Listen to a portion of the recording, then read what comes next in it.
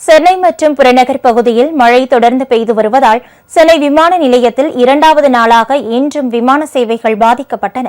இலங்கையின் கொழும்பு நகரிலிருந்து இன்று அதிகாலை 2:10 மணிக்கு சென்னை சர்வதேச விமான நிலையத்திற்கு வரவேண்டிய ஸ்ரீலங்கன் ஏர்லைன்ஸ் பயணிகள் விமானமும், அதிகாலை 3:10 மணிக்கு சென்னையிலிருந்து இலங்கைக்கு புறப்பட்டு செல்ல வேண்டிய ஸ்ரீலங்கன் ஏர்லைன்ஸ் பயணிகள் விமானமும் மோசமான வானிலை காரணமாக இன்று ரத்து செய்யப்பட்டுள்ளது.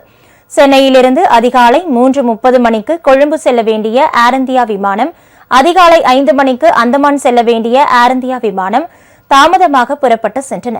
இதேபோல் லண்டன், அபுதாபி, துபாய் போன்ற நகரங்களிலிருந்து சென்னைக்கு வரும் பன்னாட்டு விமானங்களும் தாமதமாக தரையிறக்கப்பட்டு பின்னர் தாமதமாக புறப்பட்டு சென்றன. இதனால் பயணிகள் விமான நிலையத்தில் காத்திருக்கும் சூழல் ஏற்பட்டது.